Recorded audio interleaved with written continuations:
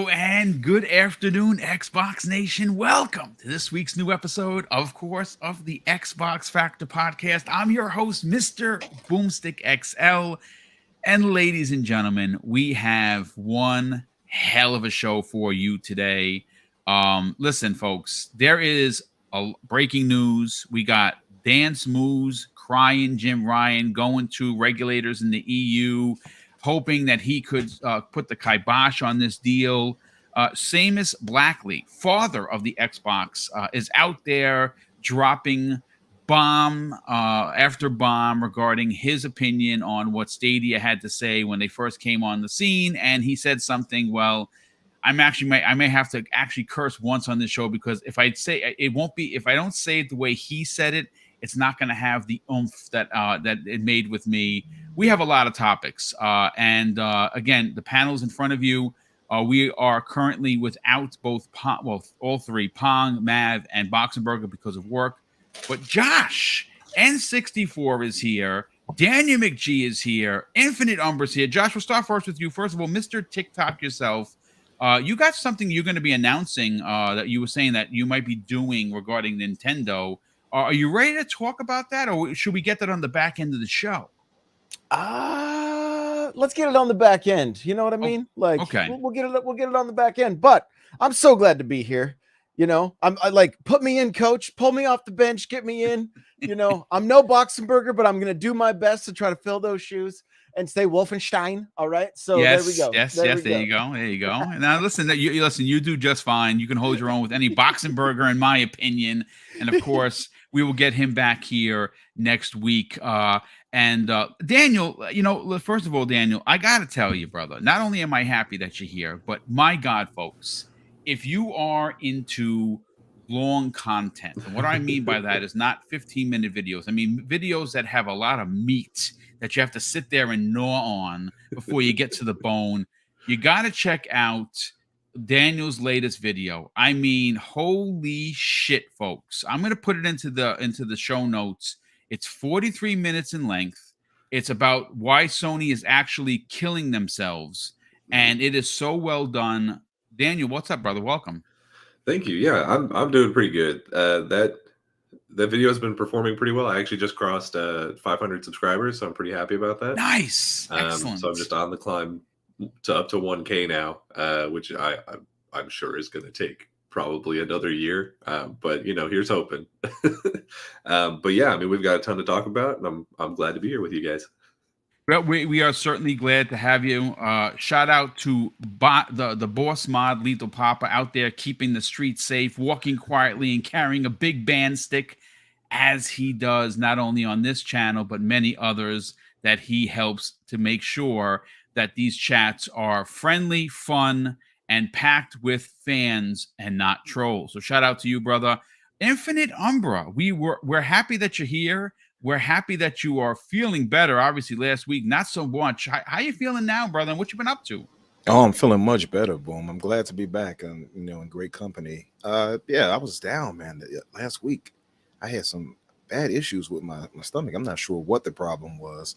And being a typical man, I'm like, I'm sure if I just put a little rubber tussin in myself, I'll be all right. A little tussin, I'll be good. Oh, yeah, so I self-solved it, and eventually I got okay. I guess after a few days I was okay. So well, yeah. Well, it's good to have you back. But folks, listen, this is going to be a fire show, because it's one of those shows that Daniel and I were talking before Josh and Infinite got here.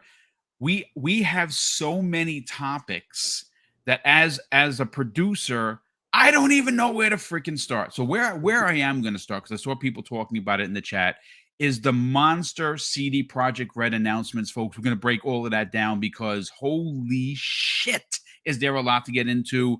But before I do, let me just thank the two people that are already blessing us with very generous super chats. The first one is Tom from Toonami, who drops a $5 super chat and says, "What did I say yesterday? They don't have anything they the core fan base wants to hear: PC ports, mobile remakes, and now cross-gen indefinitely." And he's talking about the Herman Holtz interview.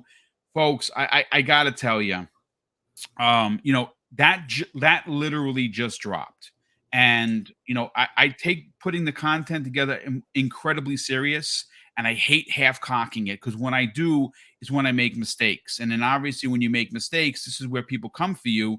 So what I'm going to promise you is that at some point, whether it is tomorrow night, which it's probably going to be on Primetime Gaming, we're going to be breaking down everything that Herman Holtz had to say. And Tom from Toonami is right.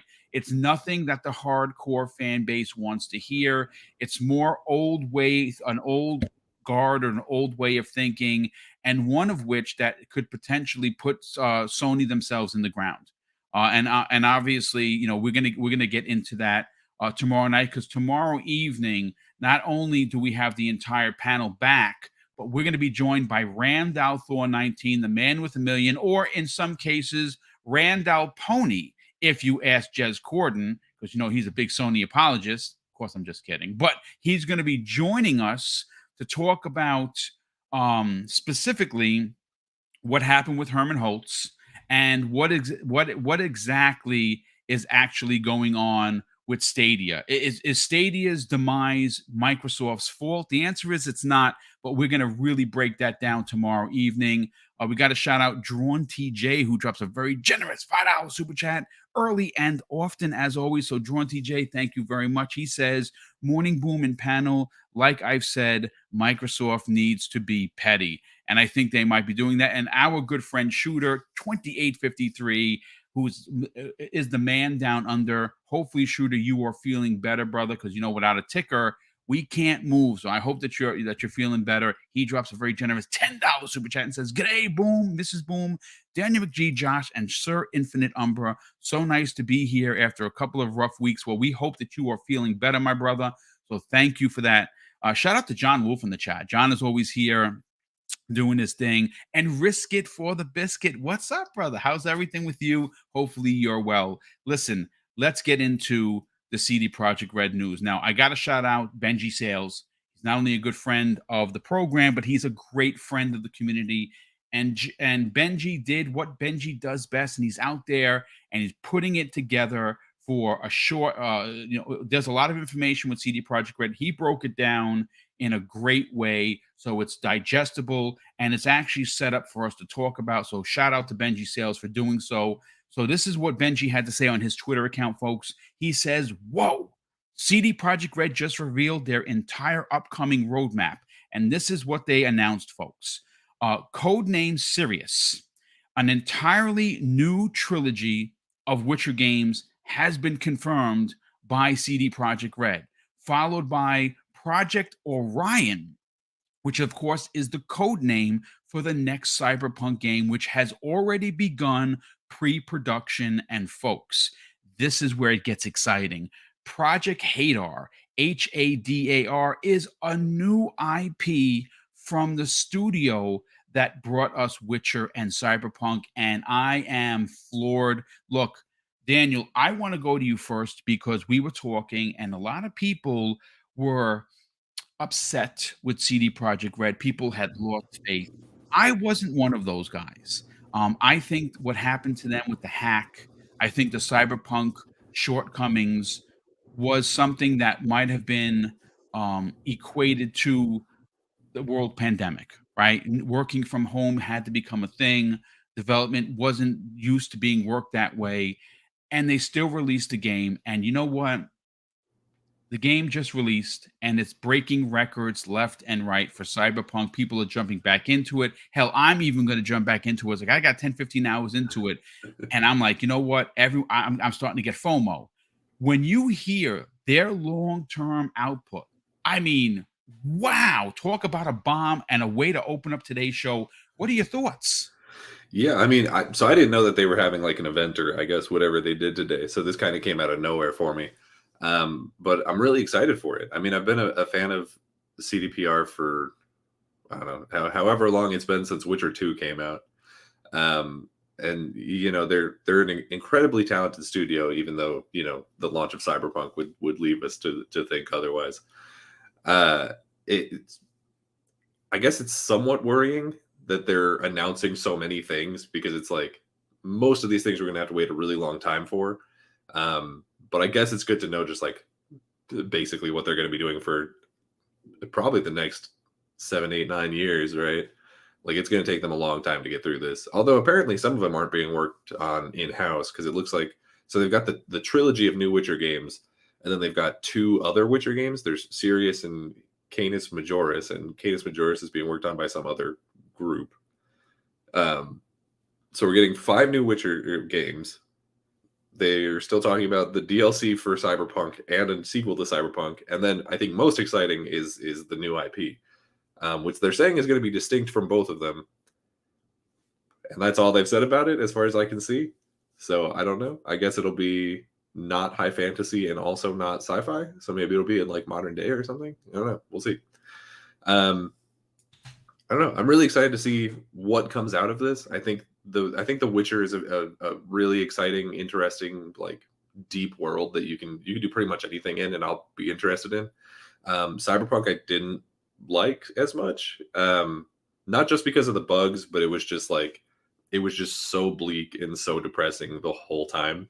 Where like I don't know, it didn't do it for me. But you know, if it's good for you, then I'm happy for you. So I'm excited to see where these games go. And I agree. But listen, you know, of course, I want to read a couple of quotes that come from people and team members and leaders at CD Projekt Red. And I pulled a story that was written, of course, by Andy Robertson, someone that I have talked about on this program. He is the lead dude over at Video Games Chronicles, one of my favorite places to get news. And my God, it should be yours as well. I have no affiliation with them yet, but maybe one day, because listen, I keep pushing their stuff, and it's not because I'm looking to get, you know, in with the guys. Listen, I just like their stuff. I think what they do is amazing, and they're one of the places that I think eventually will overtake places like IGN and GameSpot, because the way that they do their reporting is spot on great. So this is what the article says. CD Projekt Red is officially working on a CyberPunk sequel, Witcher Trilogy, and more. A new CyberPunk will prove the full power and potential of the CyberPunk universe. Now, this is what Adam Kaczynski, who is the CD Projekt Red CEO, had to say. Our plans are certainly ambitious and call for a great deal of work, dedication, and further growth.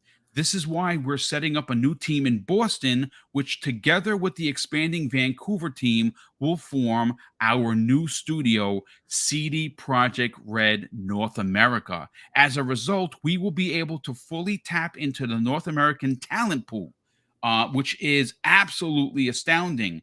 And he continues with regarding The Witcher. He said the game will be set in the Witcher universe, but it differs from our past releases in that it targets a much broader audience. Sirius will provide both single-player and multiplayer gameplay. Umbra, I mean, look, I'm not a Witcher dude, okay? I'll admit it, class. I know I'm going to get booze. I tried to play The Witcher 3 times, and I thought that the combat was good. I thought the graphics were amazing. The story, absolutely top 10. I'd give it 11 out of 10. What I disliked about it was the inventory system. It was very antiquated, in my opinion. I literally hated how you had to make potions. I didn't mind having to use the solvent on the sword to fight X creature. That didn't bother me at all. It was everything else that I thought I tried. I sat down. Why can't I figure this out? I love open world games. Why don't I love this game? And look, I'm going to try it a fourth time, for crying out loud, because you know what? I'm going to get booze on my own show. But with that said, Umbra, this is a lot to break down. CD Projekt Red dropped it like it was hot. What are your thoughts on this? You know, it's interesting, Boom, because you're not much of a Witcher fan, but man, I would put Witcher in my top 3 franchises, probably top 5 of all time, right? All time. I'll say top 5. Let me be okay. fair, because you got Elder Scroll, you got Halo. It's a lot. Okay, so let's say top 5. Yes, when I didn't even know this, by the way, until you said it a minute ago. I knew they were going to announce something. I didn't think it was happening until later. So I'm reading this, and the smile on my face right now, you all probably call somebody to lock me up. How stupid I look right now, smiling as hard as I am. But this is incredible right here, man. And this is why I love CD Projekt Red. And if anybody has heard me before, some of the top people who I've always been like clamoring for Microsoft to get, because you know me, I am greedy. If you know what, I've always said it, that if they ever snagged CD Projekt Red, and they won't, and I'm going to tell you why. They're the leading money men in Europe. They have good old games and government ties, right? Yeah, Are they like attached to the Polish government in some way? Yeah, they are. They're always going to be their own people. Yeah, but you know something? I'm okay with that. I'm actually okay with that. My greed makes me want them. But I love when you say that. I'm greedy, Boom. I'm greedy. I love it. But you're right. I mean, them being independent, doing their own thing, that's best for everybody. So I'll let that go. But for CyberPunk, for one, I did not expect them to go that hard. I know they were talking about that one expansion, but to see Phantom Liberty has 350 developers working on it. They're not joking when they say that's a major story-driven expansion. That is major. They're basically about to give us basically another game. That's what it sounds like. That's exactly what it sounds like. Yes. Yeah. I mean, if you go based on the track record of like Blood and Wine and Heart of Stone, like, oh yeah, great. I mean, if it's the same level of expansion as that, then I'm in. You know, if it's Horse Armor, I'll pass. But well, that's Bethesda, so we don't have to worry about that. But yeah, then you have the Witcher 3 having, this is the thing that's crazy right here too, because it seems, and this was why I'm a little scared, because CD Projekt Red, you know, the misstep they had with obviously with CyberPunk, but I know that they're desperate to erase that memory from people's minds. So I'm a little scared though, because they're talking about having the trilogy for this in a 6-year period. Yeah. That's super ambitious. That's a new game every 2 years. That is very ambitious. Yeah. Yeah. So I don't know how they're going to do that unless the games themselves are not that big, which would go against The Witcher 3, because The Witcher 3 was gigantic, and you had three different islands. I think you went to 3 different settings. So I'm wondering. I heard Blood and Wine is literally the best DLC of all time. It's really good. It's got to be top 3 of any. Yeah. I would put it in top. Yeah, I would say the best I've ever played. It's worth every dime. But this is incredible, man. I mean, it's obviously they're going to follow what they did with 3. That was their most successful. And I think everybody's clamoring for it. And then now that you know, obviously that they're going to be going for full current gen, that's really welcome. And especially, by the way, and to lead off the whole current going to next gen. Their next CyberPunk, they're not shy about saying, yeah, we're working on that. So Project Hater is their next CyberPunk project.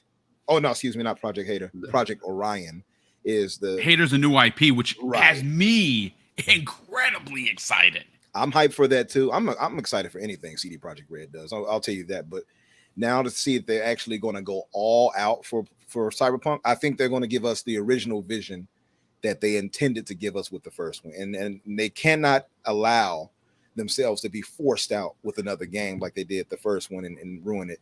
So I think this one is going to be the true CyberPunk we were all waiting for. I'm extremely excited, man.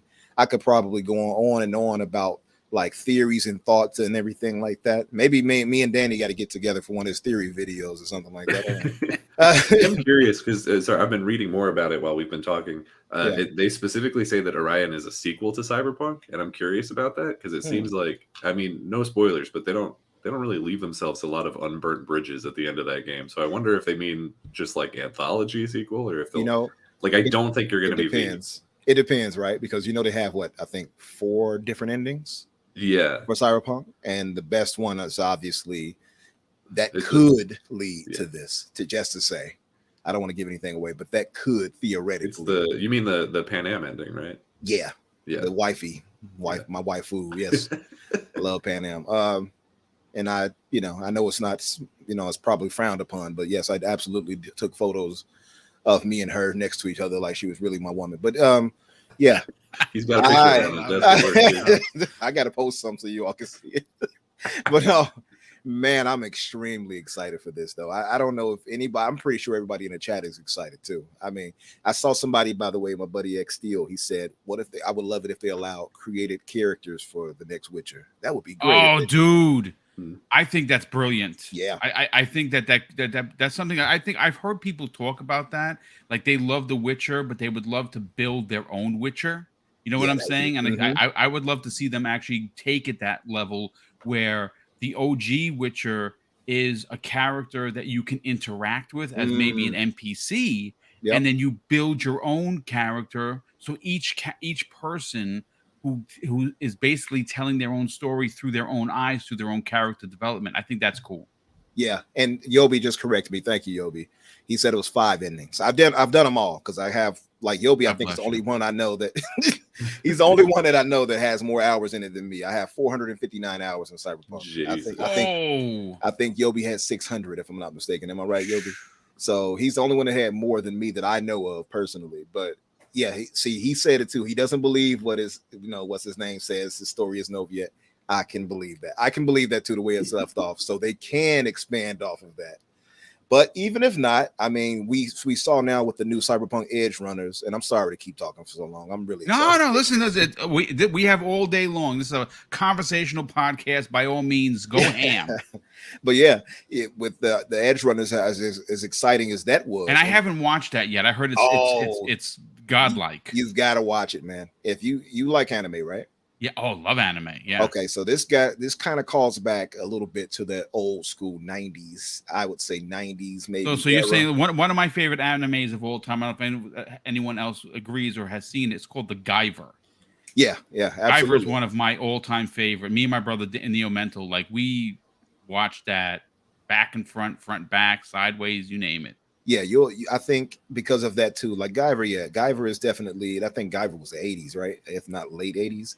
Late 80s, maybe early 90s. I don't know. Yeah. It's but that one of my favorites. But that's definitely the old school kind of. That's what I mean. Like it has that more gritty, like gore and all of that type of stuff happens with those types of anime. This has it. It's not overly no, it's pretty out there. The violence and gore is pretty crazy, but it's really good, and it captures the essence of the game to me. And it delivers in ways the game failed to deliver in some ways. And I mean, I came away loving the character so much. I was hoping CD Projekt Red actually brought them into the game for us to interact with or use. So, and I'm pretty sure I'm not alone. I know people I don't want to give any. Maybe through the DLC, maybe through the new project. Maybe. You never know. Maybe I mean, they were created for a reason. Absolutely. I think with the popularity of one particular character, I won't name because I don't want to ruin anything for you. I think they might capitalize off it. They would be foolish not to, in my opinion. But man, I'm so excited to hear this. Again, I didn't know this until you read it just a second ago because I was looking at the topics like, Xbox Series S. I'm like, this is not about the Series S. But yeah, no, man, I don't know. I'm still trying to gather my thoughts, but I'm super excited. I want to let Josh go ahead and go because I'm taking up too much time right now. No. Listen, but we have a lot to get into. Like I said, back into the show, we're going to talk about what Microsoft did on Friday, what they filed their paperwork with the EU, and the fact that Jim Ryan flew out there to personally go and talk with the EU regulators rather. To I guess further his point of his concerns regarding Microsoft taking the IP. And look, folks, I'm going to tell you this right now. I've heard numerous points. We've talked about this for weeks and weeks and weeks. And the truth of the matter is that I don't think Jim Ryan can literally say anything because he is literally spitting lies out of everything he says. Not to mention he's a PR walking nightmare. Josh, you talked about that specifically on some of the things you said in your video, and you were spot on. Jim Ryan is not a good speaker. He is someone that should be in the background and have people write his stuff because when he speaks, it's a nightmare. And I don't think that anything he could possibly say to EU regulators, especially when you consider how anti-consumer and anti-competitive Sony has been. And you look back to just the last 24 months of Sony in this generation, the new generation PS5, Series X and S, what he has done. And again, I'm not a boob here, like I understand this is business, folks, but he's out there trying to peddle his BS when he has done 10 times over worse, keeping games and IPs and characters onto one brand. And like I said, I get it. You're trying to, you gotta make money for your shareholders, but how dare you get out there and claim that this one IP is going to ruin you? If in fact that's the case, then what you're showing investors is that you are weak. You're a weak leader. And that's what he's shown to me. And you know what? We're going to break that down. But before I bring Josh into the conversation, let me catch up on some of the super chats. There's been quite a few of them. We also, Jacob Novick, good generous friend of the program, drops a $5 super chat and says, after Microsoft funding CD Projekt Red's CyberPunk 2077 sequel that was just announced, because even though 2077 is successful now, how much money does CD Projekt Red even make? They make a lot of money, dude. Like it's not just their games, and people are buying Cyberpunk like it's a brand new game. They're making bank, but they also have good old games and a bunch of other stuff. So money isn't an issue for CD Projekt Red. And because Microsoft was with them during Cyberpunk's original marketing, I can see them going back. They have a good relationship for what we understand. So I can see Microsoft getting on board with almost everything that they're going to do. And I think that's super, super smart. John Wolf drops a very generous $5 super chat and says, sending positive vibes to Mama Boom. Thank you for that, brother. Definitely appreciate it. And panel, funny how PlayStation dudes hate on Xbox nonstop, but Jimmy is basically copying the Xbox playbook this gen. Yeah, I mean, he is trying, but they're also, they have picked little things off of what Xbox is doing. But at the same time, this old mentality that they have is going to doom them. It really, really is. Jacob Novick drops a very generous $2 super chat. And I think that's $2. Let me just make sure. Says also the Overwatch 2 servers go online in 3 hours. Yeah, I'm not an Overwatch guy. I don't know about how many other people are. But yeah, I mean, thanks for the super chat, Jacob. Who's excited for Overwatch 2? I know there's a huge amount of people that are going to be playing that game. For me, it's just not my bag. Primus Gaming, who's not only a new channel member, he drops $5 super chat and says, "You guys are a true inspiration to us beginners. Keep doing God's work." Primus, hit me up in a DM, brother. We'll get you on one of the shows. Help you sell your brand, so to speak. I love bringing new talent in for the community to listen to. So hit me up on Twitter at Mr. BoomStick XL, and we will talk. Drawn TJ drops a $5 super chat and says, I bet the next Cyberpunk will have the option to be in third person, potentially, and there will be a co-op and multiplayer. Yeah, I don't doubt that either, but a third person mode would be kind of dope. Mass Erect is in a channel member for a month, drops a very generous $2 super chat and says, can't stay but always listen on Spotify. Yeah, I've been putting things up on the same day. So, give me like an hour or so after the show closes to download it and drop it into audio form and drop it up to the RSS feeds. But thank you for that. Mandingo McThickens, I thought that's another good one. He drops a $2 super chat and says, hey, Boom, is that Mr. Jordan Peterson on the panel? Well, that's good stuff, Josh. That's funny. And Glacius EX has been a member for a month. Thank you for that. Has gifted 1 Double Barrel Gaming membership. Dude, that's very kind of you. Thank you very much for that. Josh, let's get you in on the conversation. This is Don't you mean Jordan? Don't you mean Jordan? That's right. That's right. I'm sorry. I got to call you Jordan from now on. Thank you for joining us, Mr. Peterson. Oh, yeah, I'm here to eat steak. I love it. So listen, Josh, this is a big announcement. Like this is one of those announcements that when you look back on 2022, when there's been a lot of them, this is going to be one that people look back to. I mean, we're closing out on the end of the year soon. We're in October. There's 2 months left of the year. We will be into the holidays before you know it. CD Projekt Red did something incredibly ambitious today, and they let us know on all of their plans and that they're opening up multiple studios in North America to tap the talent vein that is here That's big for this company. What are your thoughts, man? Yeah, they're gonna need it, I think, based on what happened with Cyberpunk. Like, build those teams. They got to deliver. They have to deliver. They're a company that is known for delivering, but their last mistake is probably more known than their most recent successes, right? That's just the way this industry works. And so they gotta it's cool that we're seeing all this stuff. I just kind of pulled up Twitter real quick and was like, I just kind of want to get a pulse on, like, get my finger on the pulse. Not a lot, I mean, it's Twitter, right? So it's not a lot of positives, but like somebody says, I don't know why CD Projekt Red needs to include multiplayer into their games. This is a waste of resources, in my opinion. Their campaigns really hold up, but I mean, why not add more is kind of my thought, especially you guys were talking about the ability to potentially create your own Witcher. I mean, what if multiplayer is similar to Destiny, where you can take 6 Witchers out and go do raids and stuff like that? I would love it. I got news for you. They should hire you right now, because if that's not in the game, I'm disappointed. So listen, CD Projekt Red, North America, Jordan, right here. I mean, Josh. Hire Josh. Get this man on the team. If I had to guess, I think the multiplayer for Witcher is probably going to be like a more action-focused Monster Hunter, because they already have a lot of those mechanics. People would eat that up, dude. Ooh, That people would eat that up for breakfast. I like that idea. That would be dope.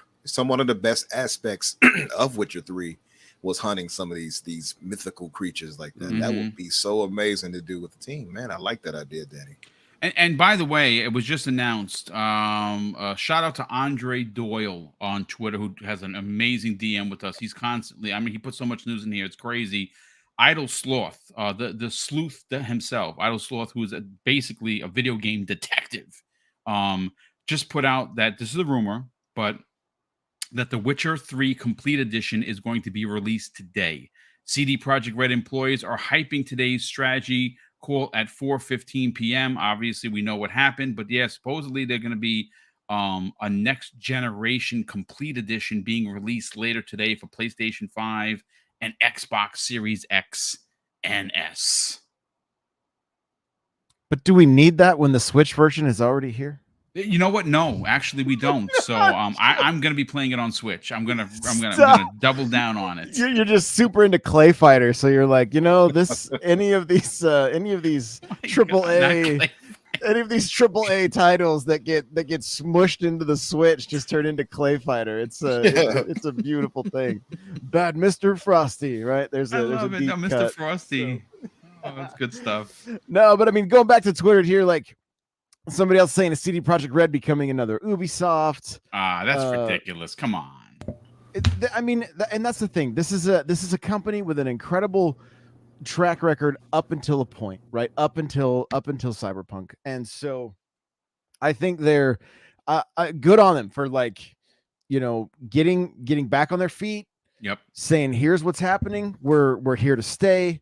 We're gonna continue to put out badass software for you guys to enjoy, and I do want to read one of the chats in the chat here from I think it's Labara X, if I said it right. It says Double Barrel Gaming, do you think Witcher co-op will include bath time? I mean, good grief. I mean, why not? Yeah, if Yennefer is there or Triss. Okay, Umbra, you are grounded from waifus. You need a cold shower. I love it, you waifu. You're grounded. That's it. As long as they don't show off our Witcher's cheeks like they did Jen Sakai, I don't know. I'll be fine with that. I don't want to see the Sakai cheeks. Yeah, we passed that. We're moving to 2023. Look, at the end of the day, Josh, this is a big deal. It's a really big deal because, like I said, they did hit a bunch of snags with Cyberpunk. There's some people, like my brother, played through it. He got every ending. He had a couple of bugs, but he didn't experience a lot of the shenanigans that went on. Now the new patch has come out. The sales have been through the roof. They're making money. They're making so much money on Cyberpunk right now as if it was a new release. And to hear that they're not settling in on just being happy that Cyberpunk is up and running the way it should have been from inception. This is a big deal. The fact that they are, and you know what? Before I give it back to you, I just want to talk about the Cyberpunk when they announced they're working with a third party, because there's some beefy information here, folks, that you might want to hear. It says this, according to the article again from BGC, written by Andy. Finally, CD Projekt Red announced it's working with a third-party studio led by ex-Witcher veterans on Project Canis Majoris, a story-driven single-player open-world RPG set within the Witcher universe. And this is what they had to say, and I quote: This is the first such product being developed outside of the group. And this comes away from CEO Kaninsky. However, this does not imply that its quality will lag behind our in-house productions. From the technological standpoint, it will be based on the Unreal Engine 5, along with the toolset created for Polaris. Expect additional announcements soon. Our goal is to work with experienced partners who can meet our quality requirements and deliver worthwhile experience to our fans. We are doing this to create new, exciting ways of interacting with our brands, and also to enable our internal teams to focus on what drives us as a company, developing revolutionary role-playing games. I mean, that's a lot to digest. But Josh, what do you say about them working with a third party on a new Witcher game? Again, bring on the teams, right? Yes. Like as Xbox fans, we know very well what it looks like when a team is either shorthanded or doesn't quite have the leadership it needs. I'm looking at you, 343, and so bring it on. Like they've got the egg on the face, right? So they've got to take all the right steps to make sure that this does not happen again, right? And the bummer part with Cyberpunk is it really showcased the business side of the gaming industry, right? We got to see essentially, suits and ties, shareholders, all that kind of stuff. Like, yo, this needs to get out. We need to get this out. And you know there were devs that were just like, we can't, like, give us time, and so it again, we like I just mentioned, sometimes leadership makes bad decisions, and this happened to be one. Unfortunately, it was bad at times. It was like, remember what it looked like on Xbox One and PS4? Like, there was nothing. Like, how come this is a ghost town? What's going on here? So it's good. Bring in the third parties, build those teams, get people working on this game and on these games, so that they can launch with the success that Cyberpunk is having right now, and we don't have to have conversations about the mishaps that happened along the way. I agree. I think what they're doing with adding third-party support and with studios that they trust. I think that they are opening up, a studio in Boston and having a North American division does open the door for to tap the vein of the talent here in this country. There are a lot of people that want to work for CD Projekt Red. Maybe people don't want to move into Poland or any of the the EU countries because they have family, have obligations.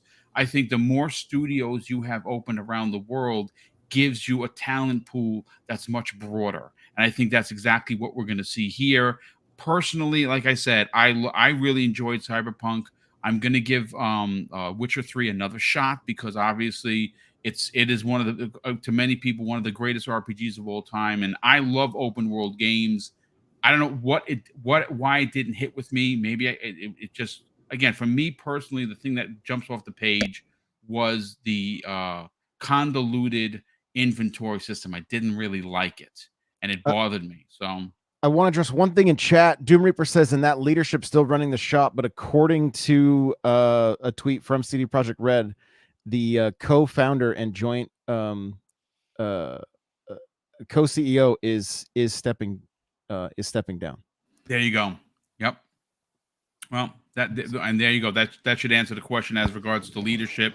They Wow. realized that some mistakes were made, some decisions were made that were poor, cost the studio a lot of face with with gamers, and cost them millions and millions of dollars, and it wasn't good. So obviously they realized that they had to make some changes, and well, here we are. But ladies and gentlemen, we still have a ton of show to get into. Now, I want to talk about one specific tweet that comes the way of Seamus Blackley. If you don't know who Seamus Blackley is, well, he is considered to be the father of Xbox. Well, during Stadia's time on March 19th of 2019, again, it has a Stadia logo, so I'm going to simply assume that this is Stadia, and they say this: face it, it's the end of traditional consoles and platforms.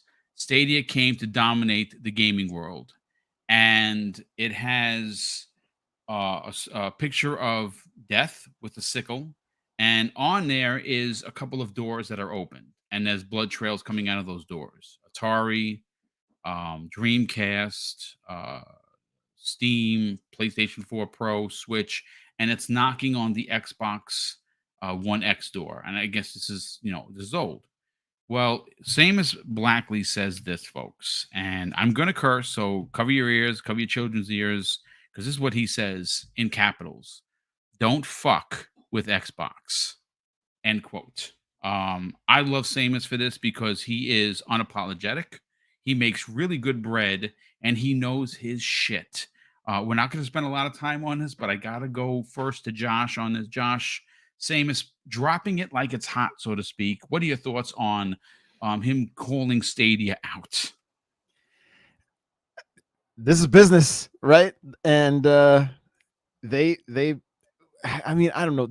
Do you guys remember the announcement of Stadia? Do you remember how many? I remember they said it people- was 2 times more powerful than a PlayStation 4 and an Xbox One X combined. Right. And like, I just remember all of the tweets and all the comments in that. They were just like, "Oh, do you remember Google whatever?" Or Google, like, there was all the failed Google projects, and they were like, "Just get ready to put this one on the pile, like, because this is what's going to happen." Now, there were things about it that definitely seemed ahead of its time, but it was they just missed the mark. There was just a little too much. It cost too much to run the way they wanted it to. That's why they couldn't do it like a subscription, like Game Pass, which is really what they needed to do. And it honestly surprised me that they didn't look at the success of Game Pass and go, "Yo, let's try this." It's not like they didn't. It's Google. They had the money. They could have get the thing to work.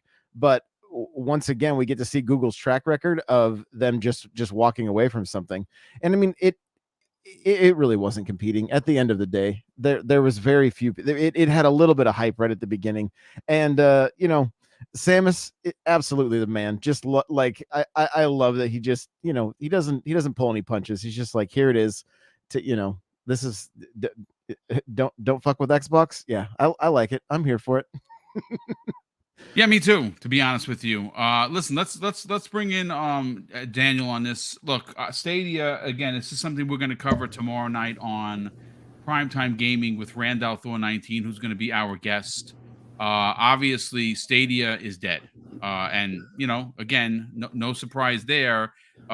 Josh just broke it down perfectly. The streaming model that they had was just awful. Mm-hmm. Buy the games after paying for a monthly subscription. I don't understand who thought that was a good idea. And to Josh's point about they couldn't afford it, my pop always used to teach us sometimes you got to lose money to make money, and that's we've seen Microsoft do with perfectly with Game Pass. They took it on the chin, but look what Game Pass is now: 30 million subscribers, and again. When they release the family plan, it's going to double. It's going to double within 6 months because it's going to be a service that you cannot ignore any further. whether you're a PlayStation head or a Switch head or a PC guy or gal, at some point you're going to look over and you can say, yeah, this is crazy.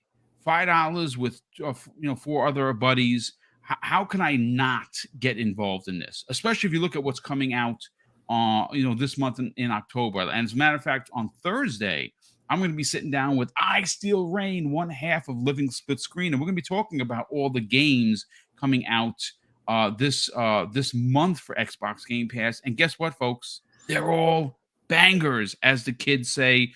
What are your thoughts on what Seamus had to say about Stadia, Daniel? Man, when Stadia finally announced that they had died, which I don't think any of us were surprised by, because they've been laying in their their deathbed for about since launch. So, I got a handful of receipts that I got to hand out as soon as that tweet came through. Talking to you, Ty and Frank. What's up? Like, Stadia's model was never going to work, and it mostly because it just was awful. Like, hey, you have to pay for this service, and then you also have to pay for each game individually. Like, it just doesn't make any sense. And I think even beyond that, I just don't think that streaming as a platform by itself is going to work. Like, I feel like you're always going to need to have, like, streaming is great, and it's going to be probably something that most people interact with at some point or another, or even there's probably going to be a ton of people who stream exclusively. But I feel like as a platform by itself, like, infrastructure is just not there to where you can have a large enough audience exclusively through streaming to make it profitable for you. You know what I mean? I feel like you're always going to need to have some level of local hardware, because it's like, the argument that I always get from it is like, well, streaming technology is going to catch up to the point where it's like indiscernible from local hardware.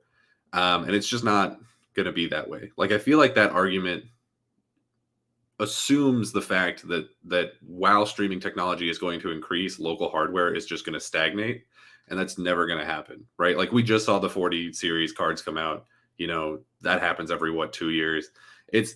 Streaming is a really great addition, but it's just not enough to be an entire platform in and of itself, especially when you bungle the marketing of it, when you bungle the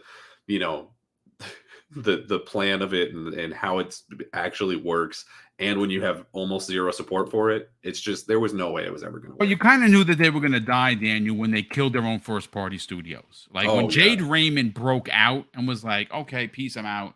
Then you knew it was pretty much dead in the water. It's kind of ironically worked out in Xbox's favor a little bit, because we know that High on Life was originally going to be a Stadia exclusive, and now it's an Xbox exclusive. Same thing for, speaking of that, same thing for Kojima's game. Remember, Kojima's game was a Stadia exclusive. This is after Sony passed on him. He went to Stadia, and then when Stadia took a dump, he went to Xbox. Yeah, it was. Death Stranding 2 was originally also going to be a Stadia exclusive, and then they like canceled it or didn't go through with it or something. Which is weird, by the way. Presumably that game is out there somewhere. That's weird, though, right? Because Sony owns the IP. So how would they go about making that for Stadia? That's weird to me. Maybe they don't own it in as much, or like have as much control over it as they might have like first publisher rights on a sequel. And again, I don't know, because I don't have the contract, but maybe that's what it was. Maybe they had first denial on a sequel on another platform.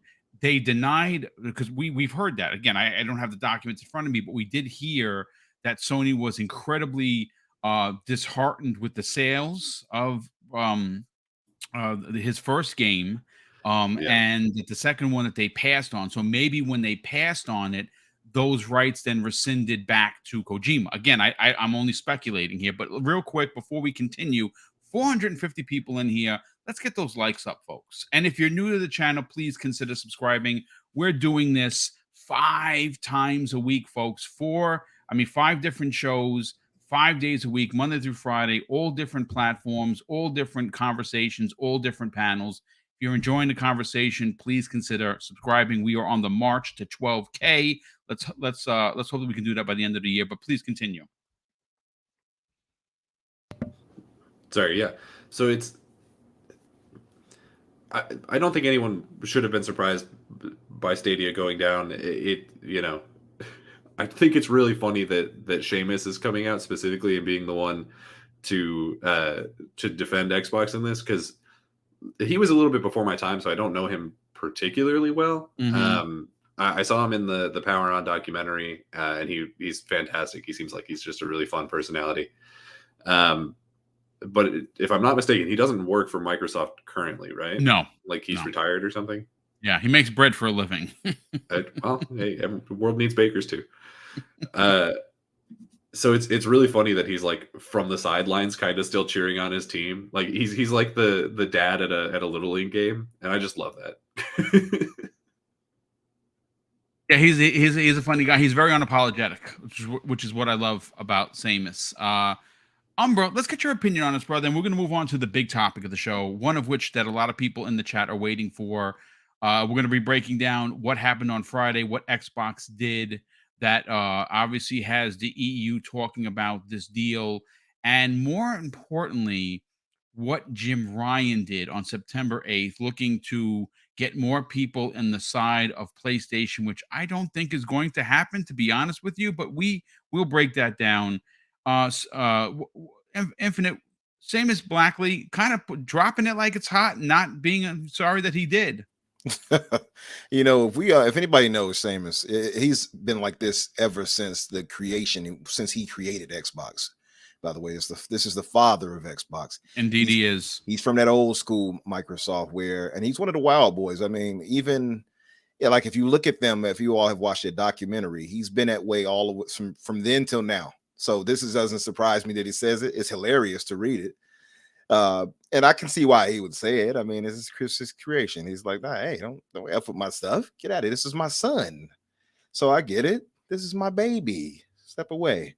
No, but that's funny. But I will say this, Stadia, like I see some people were like, I told you, I knew it. It's like everybody knew Stadia was going to fail. Everybody. For one, I don't think the world is just ready yet for, a non-dedicated streaming service. I just don't think so. I think Microsoft has the exact right approach. Yeah, having it as an option is key, I personally think. Yeah, absolutely. So that was to me the biggest nail in its coffin for me. I think not having a dedicated, home console or device that you could play it on. That's one. And then we have so many advents, and now we got the Steam Deck. It's like, what use really is Stadia now for that when you can play that? I don't know. And then, and of course, Game Pass is, being its biggest competitor. Of course, you still have NVIDIA, but Game Pass is, I would say, the biggest thorn. Obviously, not to say that playing Microsoft is some of our hooved brothers were trying to do for this, but yeah, I mean, the biggest thing is it just goes back to Google didn't properly plan, and they came out with little bravado saying what they said, and I don't blame Seamus for saying what he said at all.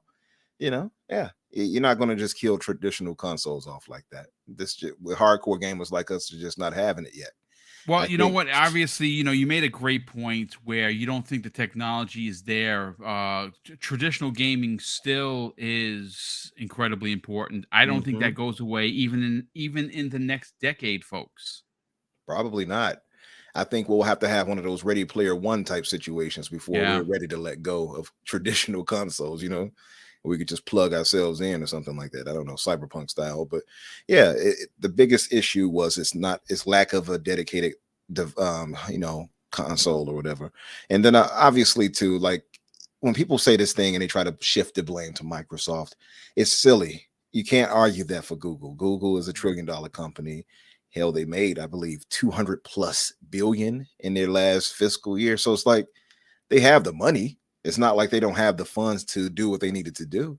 They just weren't really dedicated to doing it. And I think once they saw the losses they would have to actually get into gaming, it takes billions to do that. So I think they were like, nah, that's enough. We'll focus this on everything. And it's kind of par for the course for Google. It's not the first thing they've killed off like that. So, it is what it is. But no, it's funny seeing Seamus say that. It absolutely was. But it's fine. Like I said, he said what he said. I'm all for it. I love seeing his brashness. I think that there's room for um this kind of rhetoric, especially if someone that was responsible for creating the Xbox, and obviously Stadia getting out there, throwing all traditional consoles underneath the bus with the gift that they put out there. Well, they kind of set themselves up for failure, so to speak. But let's get into the big topic, folks, and why you have tuned in, because we're going to be talking about Jim Ryan. Now, obviously, it has been reported by VGC that Jim Ryan went over to the European Commission to try and sell his doomsday scenario thoughts and theories regarding what happens when Microsoft, and I say when, not if, because at this point, it's hard to imagine, ladies and gentlemen, that this deal is going to be held up by anything Jim Ryan has to say, simply because all you have to do is pull up anything that Sony has done in the last 24 months, and it makes them look like crooks, right? It makes them look like the bad guys because, like I said, they have overcharged. I mean, again, I don't have to do this, but I think it really does put context to what Microsoft is doing versus what Sony has done, right? Microsoft is going to change the industry and make gaming more affordable for everyone, right? The cost or the price of admission with their plans for future of this is incredibly relevant to the conversation, right? Microsoft is already has something that's 10 for console only, 15 for ultimate in regards to Xbox Game Pass, and they're somehow going to lower the cost even more by allowing you and 4 friends. And that's the interesting theory that no one is really talking about. They could have easily said it is just a family pass, meaning that you might have to, it might have to be family members, but they have expanded that to friends and family. And that means that 4 buddies and yourself for $25 a month, and obviously all with all the cash apps that are all over the place, Zelle, you name it, here, there, and everywhere, PayPal, you can send your $5 to your buddy Jim. Well, not Jim Ryan, because Jim is not, he's not a supporter, but you can send it to your friend. Hey, here's your $5 for the month, and everyone will experience the same Game Pass Ultimate that the next friend in that that 5-person tier is experiencing. You're not sharing perks. You're not, hey, John, I'm gonna jump on, so I'm gonna play for 3 hours and I'll jump off so you can get back on. No, everyone is gonna experience the game, their games, how they want to experience it, and it's mind-boggling to think that this is actually going to happen. On top of the fact that one of the stories I had pulled from the from here is the fact that there was a place where you can get an Xbox Series X for $230. It's an open box, sure, but it came with a warranty and everything. I have a strong suspicion that this console is dropping to 250 over the holiday, and they're going to launch this program, and it's just going to break records left and right. But before we get into Jimmy Boy, let's talk about for a hot second what was reported again from VGC on Friday, where they says that where the title story says this, folks. Microsoft files its case for Activision acquisition with EU competition regulators. The European Commission has set a provisional deadline for November 8th to rule on the deal. And they continue. In a filing on Friday, the European competition watchdog group confirmed it has set a provisional deadline for November 8th to clear the $68.7 billion deal or choose to enter a second, more detailed investigation on the phases. And it says this: over the coming weeks, the European Commission or the ECU will analyze the deal during what's called Phase 1 review. And this is a direct quote from the Financial Times, who reported on this from the EU probers, and they say it's a big deal. It's a difficult deal. and this comes from a Brussels source familiar with the transactions, told the publication it needs to be an extensive investigation. Not surprising. We've heard this from Microsoft. We've heard this from everyone. We've heard it from Hoglaw saying that he's still 70-30 on the deal. I'm more of 80-20, but I'm not a lawyer. So I'm just, maybe it's my fandom coming through. I think what Microsoft is doing in order to open the door to gamers everywhere, of every ilk, of every financial background, of every gaming type, from mobile to console to PC. They are doing everything in their power, folks, to make it affordable. One of the biggest things that I love about Microsoft, and you can call me a stan, you can call me a fanboy, is their way that they treat their gamers, right? Rather than being exclusive. And that's how PlayStation feels, folks. PlayStation feels very exclusive. And we've seen that with what happened with their recent PlayStation Stars thing, right? Another black eye for Sony. They go out and they release this Stars program, and tier 4 gets you better customer service than me. And we just found out through data mining that there's a 5th tier. It's called the Diamond tier, and it's invite only. What does that get you? I don't know, but it's probably going to get you better than 4. And in order to get 4, you have to buy 4 full price games at $70 and get 128 rare trophies.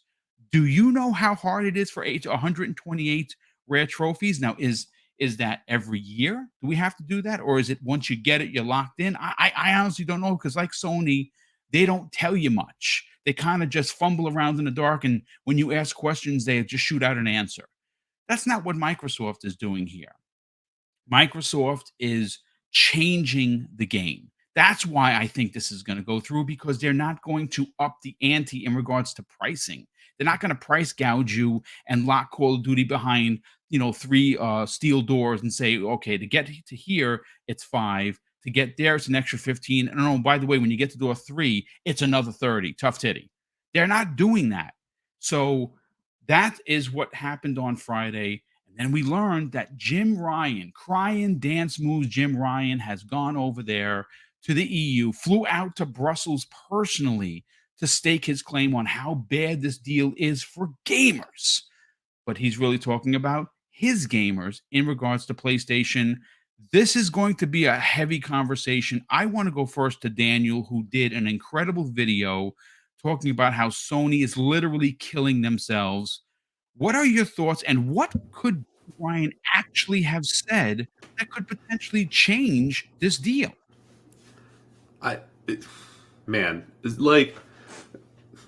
So topic 1 in the video that I just did was how Jim Ryan just keeps saying and doing the wrong things. Like he is a walking PR nightmare, right? Every time this man goes outside and he says something about Xbox, or even says, makes some promise and then backtracks on it, like, it has been a long time since he has said something that I even remotely enjoyed, right? And so I'm not surprised by this, right? He's going out and he's continuing to cry to whoever will listen about how PlayStation's in the hole. PlayStation can't survive this. What do we do without Call of Duty? We have nothing that can compete with Call of Duty. And it's like, yeah, okay, well, hey, guess what? For the last 10 years, I've been hearing how Xbox has nothing that can compete with God of War. So, like, welcome to the conversation, Jim. Like, it's just so funny to me that because the biggest argument that I see in favor of him doing these things is people being like, well, he has to defend the brand. He has to go out and he has to do everything he can to like make sure PlayStation is getting what it needs and, like, protect them. And it's like, it's his fiduciary agreement. He has a fiduciary agreement. Like, oh my God. And it's like, okay, I understand what you're saying, and you're not wrong when you say that. Like, it is his job to defend the slanderous one. Yeah. It is his job to defend PlayStation. Like, that's part of it. But there's a way to do that without making PlayStation look weak. Like, imagine you're a shareholder at PlayStation right now, like one of the big ones, right? And you're seeing that they are down almost 50% since last year, right? And then on top of that, the man in charge of the most profitable section of Sony is going door to door asking for favors, right? He's going out and he's saying, we have nothing that can compete. We're so weak. We're done. We can't do this. We suck. He's going out into the middle of town square and just filling his diaper. Like it's not a good look, right? If I'm a shareholder and I see that, it's not going to instill me with any level of confidence in that company, right? It's not going to make me be like, oh, I'm really glad I'm invested in PlayStation right now. Like it's just not, right? It's going to make it so that if somebody like an Apple or a Google or an Amazon rolls up and is like, hey, we'll clean that diaper and give you $40 million or whatever, like, you know, what are they marketed at now? Like 40 billion, 50 billion, somewhere in there. Yeah. Like a doable amount for any of those companies. Like if they rolled up to me at this point, I'd be like, yeah, hey, that's your problem now. I'm going to go invest in anything else. Like it's so strange to me that he thinks this is a good idea, because him going to all these trade commissions, it's not going to affect anything, right? He's one guy who is the direct competition, and he's the guy in first place, and he's saying, I really don't want to have to compete with these guys. And any trade commission worth their salt will be like, our entire job is to make sure that you have to, right? And so it's like, I don't understand what he thinks he's going to get out of this. He might get some like very minor agreements on paper that probably Phil would have signed anyway. Like things like, oh, we'll keep Call of Duty on PlayStation or whatever, right? And it's just, it makes no sense to me. Like, I just don't understand him doing this. Yeah, I agree. Like I said, we know that what he said in regards to the Brazilian regulators, because that document was made public, because that is how the Brazilian government works. We then learned that he went and had a big conversation, and what he had to say to the CMA out of the UK. And we did, obviously we talked on this program many times that someone actually had mentioned, and I don't remember who it was, said, so this smells like collusion. And I will say that not so much with the EU, what they had to say, because it was very, very cut and dry and very, what you would expect a government agency to say. It's what the CMA said that made you suggest that maybe there was some sort of collusion, because Absolutely. the way, they put out those tweets with the block emoji and stuff like that. That was in very, very poor taste. I think that Brad Smith and their legal team are going to just eat that up for breakfast, because who does that?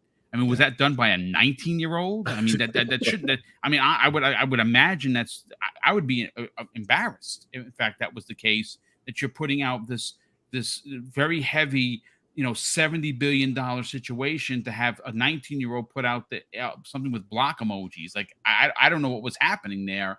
At the end of the day, folks, and you've heard me say this before, you've heard many people say this before. Heck, Hogue Law, a friend of this program, has said it.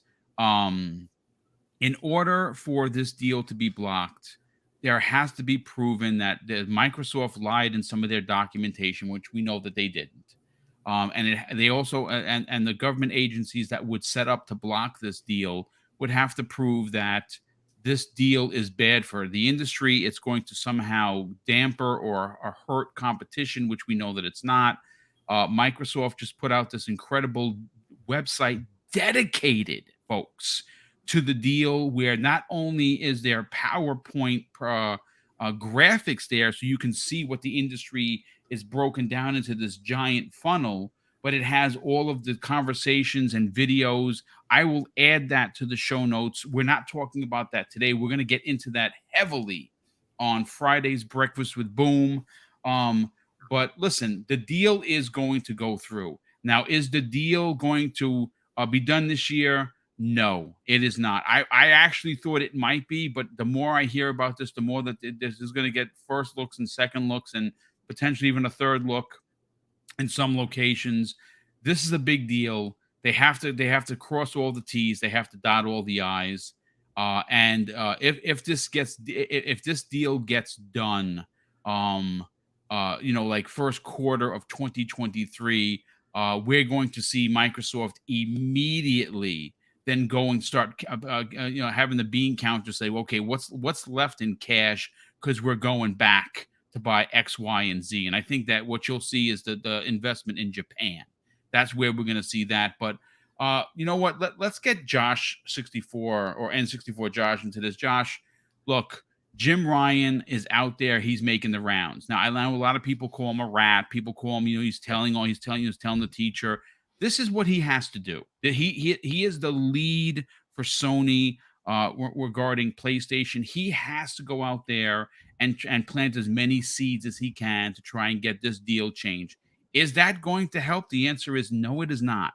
I don't think anything he could personally say is going to change it, especially considering the behavior, the bad behavior, or the bad actor behavior that himself and Sony have done over the course of this last 24 months. It has not been business as usual. Sony has gone out of their way to kill Xbox. We know that for an absolute fact. And now, well, we know that they're in a bit of a pickle. What are your thoughts on Jim Ryan going to the EU and crying about this deal? Jimmy, I have a message for you, and this will work. This is you. You need to call it Phil, okay? Call it Phil and just be like, look, as long as you give us all of the remasters from Activision on the PlayStation, we're still going to be happy. Everybody will be happy. We just need the remasters. That's our bread and butter. We're going to be good to go. Bring on the salt. All right. Okay. I mean, it's. So you're saying the remaster station is what you're calling it? Me. I mean, I don't know. I mean, you get Modern Warfare 2 remastered this year. I mean, come on, they're throwing you a bone here. You should be excited about it.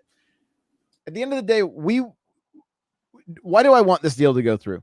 It has nothing to do with Sony winning, Microsoft winning. No, it's about gamers winning, right? If this, like, we've seen through the years, if you've been a gamer for a long time, like most of us on this panel, Boom and I especially, very long time, we've got to watch companies like Atari come and go.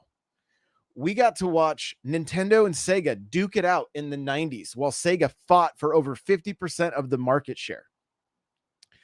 We got to see Sony come in, be the new kid on the block, and really dominate for their second. The PS2 was a force to be reckoned with, right?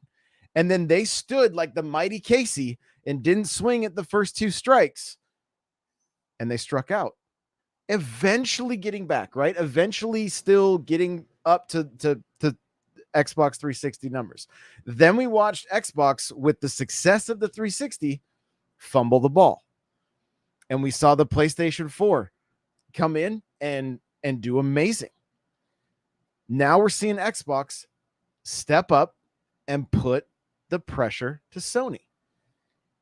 This is where Sony should be stepping up. This is where Jim Ryan should be calling up Phil and being like, yo, how'd you do it? And can you give me some pointers here? Because they can't just be following Xbox. They need to be pushing forward. They like their streaming service needs to be better than Game Pass. That's what needs to happen here. And that's what's going to happen. If they're going to try to use that brand equity to offer a lesser product and still have their fan base paying $70 for new games. But eventually, other than the people on Twitter that think their opinions matter, and have fun on Twitter, it's fine. But just remember, it's just an opinion. That's it.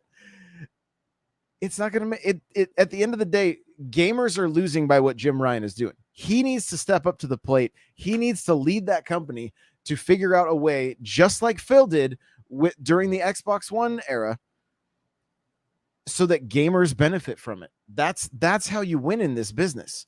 And what he's doing right now is like he's like the rich kid, you know, that didn't get picked first for kickball, and he's like, wait guys, I got the nicest ball, you can come play in my backyard. But people are losing interest, right? And I want to see him step up for gamers. I'm going to play whatever comes out, whatever, you know, eventually I'll set up my PS5, but it's about that competition. What can he do to get Phil to then have to fight back, right? That's where we win. Right now, Phil's just laughing like we've got this. And I want to see either Jim get kicked out and get somebody in there that's gonna get in the trenches and turn this thing into an actual bloodbath so that the gamers win, or Sony's gonna kind of be a laughing stock, right? Look at Nintendo. They just did their own thing. They're just like, forget it. We're not going to be in competition with Sony, and with Sony and Xbox. We're gonna create essentially a console that everybody's going to own with those other consoles, so that they can take it on the go. They've already dominated the handheld market. They put Sony out of business with the handheld market. And so they continue to innovate, and look what they're doing. They're on track for record numbers with the Switch. So it's time, like, as much as I would love to just see, you know, Sony doing amazing right now, the way it looks to all of us is that they need to step up their game. And it has nothing to do with this being an Xbox show, or it's just, as a gamer, I want to see them step up. I want to see them do something that's going to get me going. I want to put my money into Sony. Right now, there's just not a lot happening, especially with as many games that are out there right now, as little time as we have to game, because of how much content is now available to us.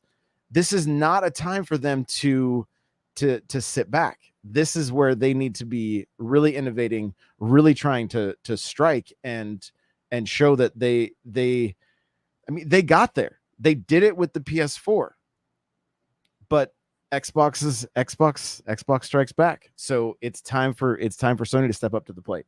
And if it doesn't happen, maybe we'll see Sony exclusives on the Xbox.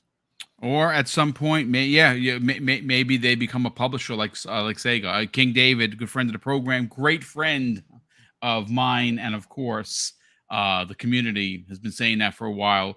Umbra, I want to grab your opinion on this. Listen, you know, we make fun of Jim Ryan and his shenanigans. Josh brought up some great points in this video about him just being a walking, talking PR nightmare. Daniel, not me. Daniel, not me. Did I say Josh? Daniel. I apologize for that. I'll say it again too.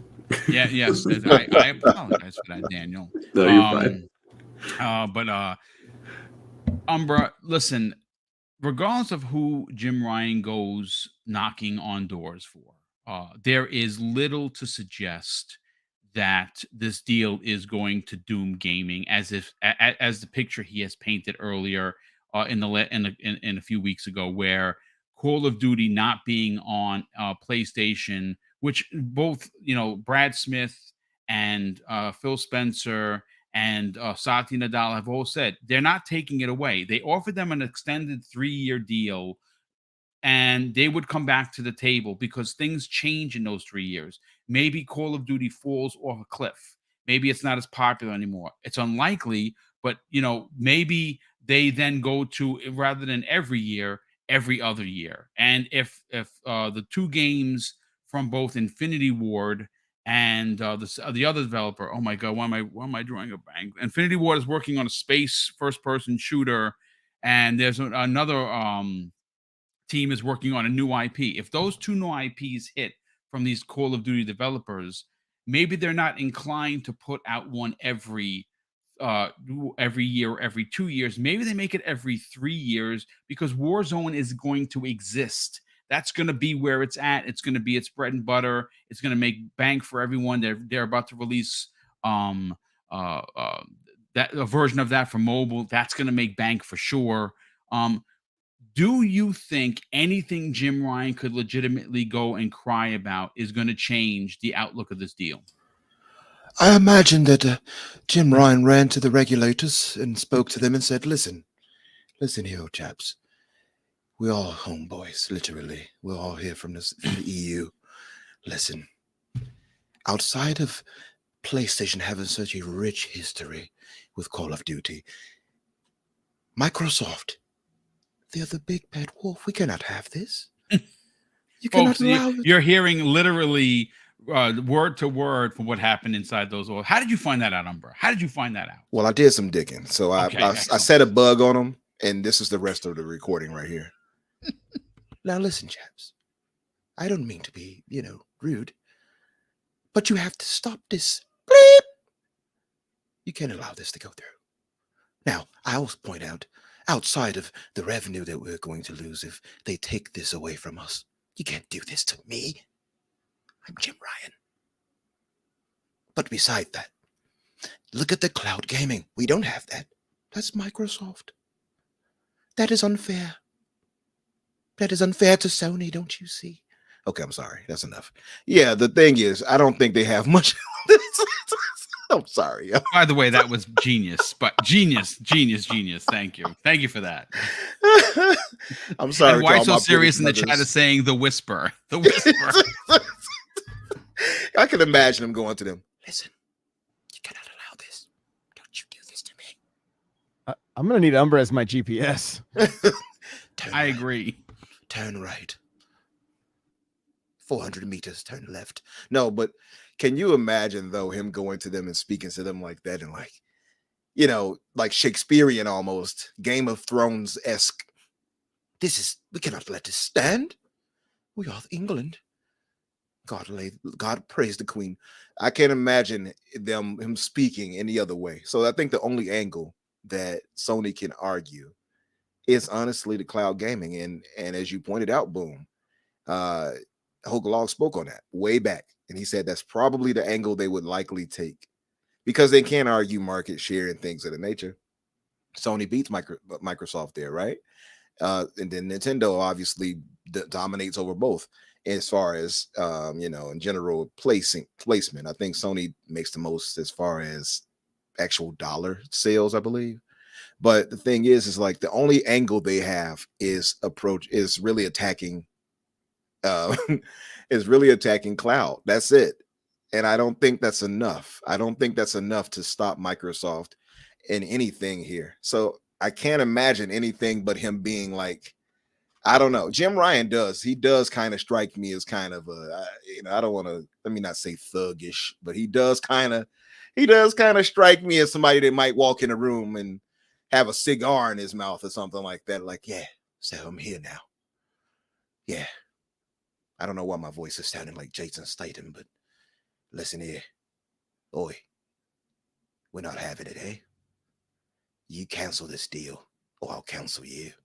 You understand me? I love it. This is the way it's going to be, eh? You tell Microsoft and Phil Spencer in particular, this deal sees nothing of the light of day, or you'll have to answer to me. Do you understand? I know where you live. No, it seems like he'll probably talk to them that way. I don't know. I'm just being real. Is he gonna cancel them with a dance off? What's going on here? You'll be dancing with the fishes. You watch yourself, Peterson. No, I imagine as much as we make fun of old Jim Ryan, I feel like the man probably walks in there calling the shots. I'm going to be honest with you.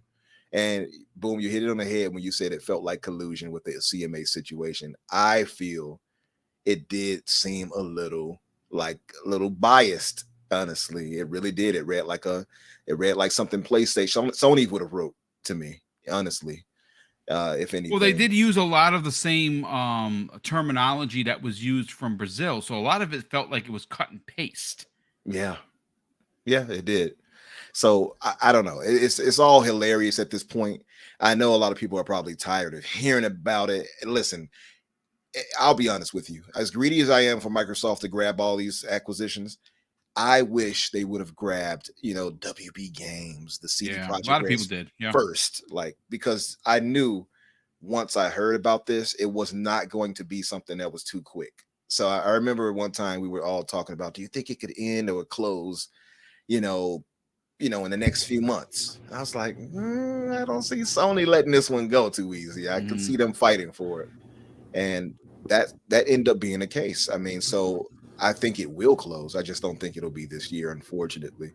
But I think all of that crying that he's doing is not going to stop anything. That worst case scenario, from what my understanding is, that it would just be like, let's say the worst case.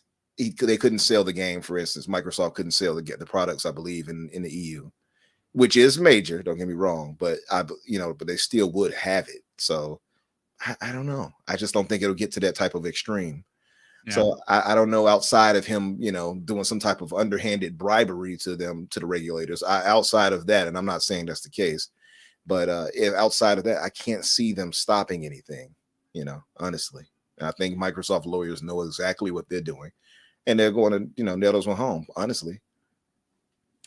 Yeah, I agree. Like I said, I know that he's got to do that. He's got to get out there. He's got to cop for Sony, because that's his position. He is CEO of PlayStation. He's required to get out there and try and put a kibosh on this deal. Otherwise, he'd be letting down his shareholders. I don't think that's going to be the case at all. I think that at the end of the day, there's something to be said about Microsoft doing all of this PR work and having all of these, the most important thing for Microsoft is taking gaming and making it affordable for everyone, allowing for everyone of every station to be a part of the conversation. Sony has not done their due diligence, in my opinion, to allow for the fan base of every ilk to be a part of the conversation. We've seen that with the way that they did their streaming service. $18, as opposed to 15, and it's going to be even cheaper when you consider that at some point during the fall, Microsoft is going to launch the family and friends plan, where it's going to give people, again, for $5 a month, you're going to be able to have the same experience as the other person sharing that subscription with you. It's unheard of, and Sony finds themselves in a bit of a pickle. I think that again, you have to prove that this deal is going to stifle competition. And like I said, all you have to do is go look at the website that Microsoft just broke down. Now, is it corporate? Is it corporate related? Is it corporate motivated? Of course it is. They're a business, right? But at the same time, they do break it down in such a way where it is very digestible for people who don't understand the business like the podcasters do. Like, we're in this. We're totally in this, because obviously we do this every day, 7 days a week, or at least I do 5 days a week. So we have a really good understanding as to what is happening, as opposed to maybe some of the regulators who really don't know about, what's going on with Sony, what they have done, what Microsoft is doing for the industry, because what they're doing is changing the industry.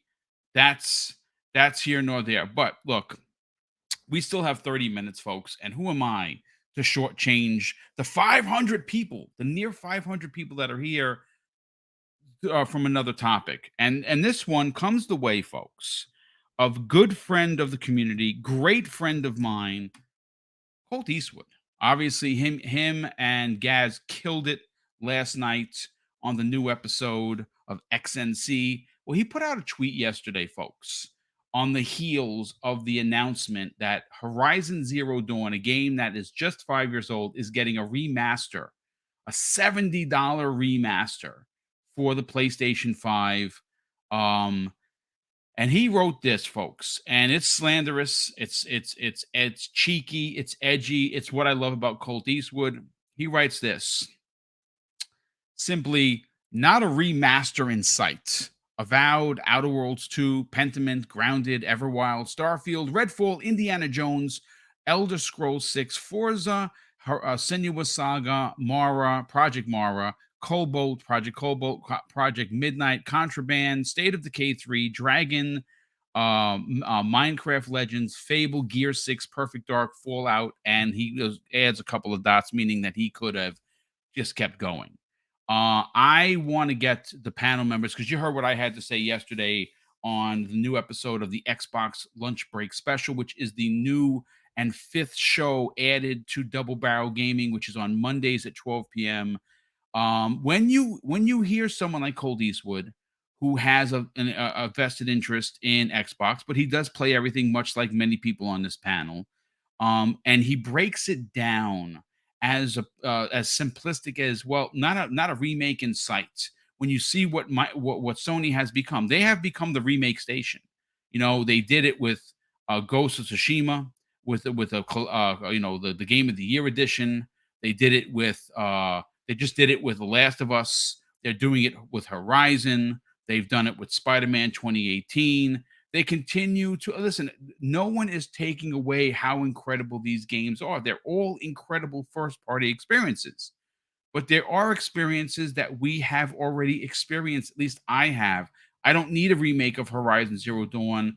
I don't need a remake of a game that's just 5 years old. It is pretty incredible that these remakes are not only coming out, but they're coming out at full boat, $70, and they're motivated behind getting people to buy these games again because they have shows coming out, right? Like we know for a fact that the Last of Us show is coming. The trailer looked amazing, to be honest with you, and we know that Horizon is going to have its own show, which is a little weird because it doesn't take place during Aloy's timeline.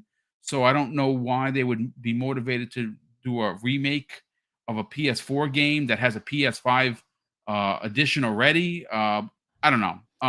It's The First of Us. It's before The Last of Us. Yes, the first. There you go. I love it. Listen, Josh. The First of Us. The First of Us. That's good stuff.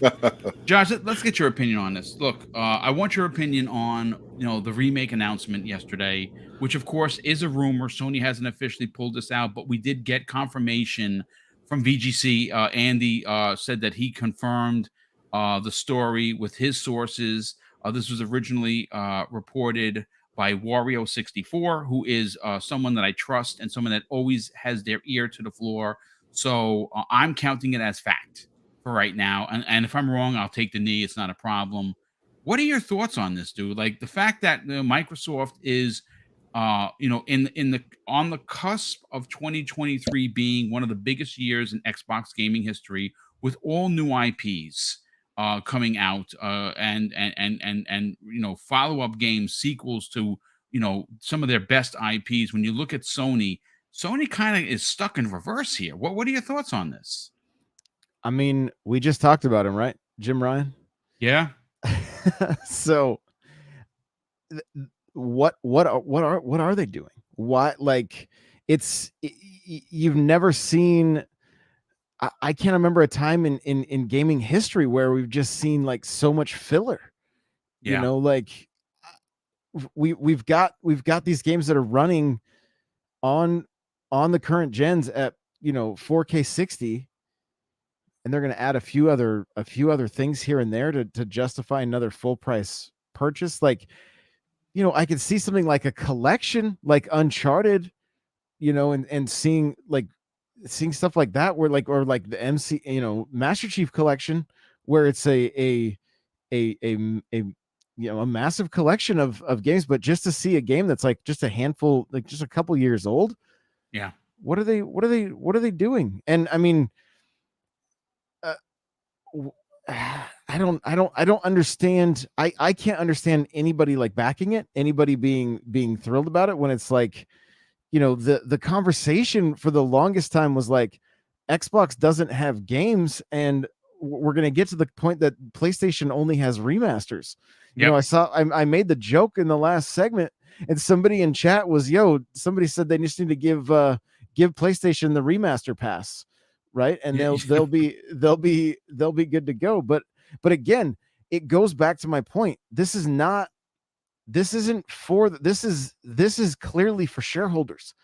Yes. This is clearly for the business side, And what was their plan going into this year? Is they like, were they relying so heavily on third party that's why Jim is so upset about this Activision thing, even though they're gonna, it's probably really not going to be a big dent in the PlayStation side of things until potentially even the next generation at this point. Like it will be, so they should have time to innovate and get more IP, maybe look at some smaller studios that they can get under their belt. And it's just odd though. It's like they're looking at their roadmap and they're like, well, we can't fill this space. Let's just remake games from last generation.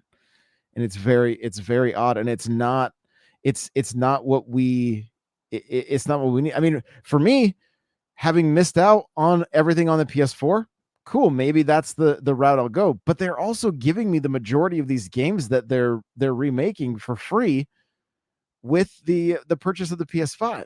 So that could probably be good enough for me to not have to go and drop the $70 or whatever it's going to be just for a few bonus features and to have it look a little shinier and a little nicer. So again, it's about watching, like looking at Sony and saying, what is happening here? Put out some new stuff. They're probably looking at maybe they're looking at Nintendo. And Nintendo's released a ton of Wii U games, but the Wii U sold 13 million consoles and had some fantastic games that the majority of the Switch owners didn't experience on the Wii U. And so that's why it works so well. They were fantastic games that needed to be in the hands of more people. But you're talking about, like, it's not like I could put a Wii U disc into the Switch where I can put the PlayStation 4 disc right into the PS5. Yes, it is a very strange play. And again, they have the brand equity. Why see how far they can take it to just pinch pennies when they should be showing why they are the market leader, why they are the, why their consoles are selling more than the competition. How are they going to keep that going? Because right now it just looks like they're on a trajectory to crash and burn. And that's, as a gamer that likes to just see the competition, it makes me sad. Yeah, well, a lot of their gamers called for competition. Remember, we want Microsoft to compete. Now Microsoft's competing. They're competing at the highest level possible, and now Sony seems to be dragging their heels. Umbra, I want to bring you in on the conversation, but before I do, there's been so many super chats that I got to catch up with, and then we'll get your opinion. Dragonheart Yobi drops a very generous $5 super chat and says, Infinite Umbra, enough said, Boom. Great addition to your team. He's a super solid and a great dude. Yes, 100%. I absolutely sanction that. Thank you so much for the compliment. Thank you, He's brother. definitely a monster part of this team. And we owe Thanaros, a good friend of the program, generous friend of the program. He's been a channel member for 2 years. He drops a $5 super chat and says, you didn't need to have a subscription with Stadia. You could buy games a la carte. One of the biggest misinformation passed around. See, I didn't even know that. Well, there you go. Thank you for the correction. Jacob Novick drops an additional $5 super chat and says, want to know why Stadia canceled Kojima's games? Because it was single player and that it don't do well. Phil Harrison was the final call that to cancel it. Yeah, I just think that overall they just knew that Stadia was dead. I think that's why they didn't want to invest that massive amount of money into what is going to be a very expensive game. Hargeet, you know what's weird about that though? Boom. Yes, sir. Sorry to interrupt, but no, that's right. They knew they had to know that they were going to close. Yeah, but 100%. But a week, 2 weeks before that, they had signed a deal with some, I believe, a developer to make a game. Yeah, I know, it's crazy. Why would you even do that? And they closed the doors without telling all the developers they were closing the doors. Yeah. Typical Google at their absolute worst. No doubt about that. But Hargeet Chani, good friend of the program, has been on Primetime Gaming a couple of times, monster member of the community, and also affiliated with, of course, Game On Daily with both Asa and, of course, Gaz. He drops a very generous $10 super chat and has been a channel member for a month. Thank you for that. He says, Jim crying, dance moves, snitching Lion Ryan doesn't like it when the shoes are on the other foot. Xbox is competing the way PlayStation did, wiping out all of their competition back in the 90s. Sony used their monies as well. And I agree. I think you saw what they did with Sega, and now it's been potentially being done to them and they don't like it. And well, that's competition for you.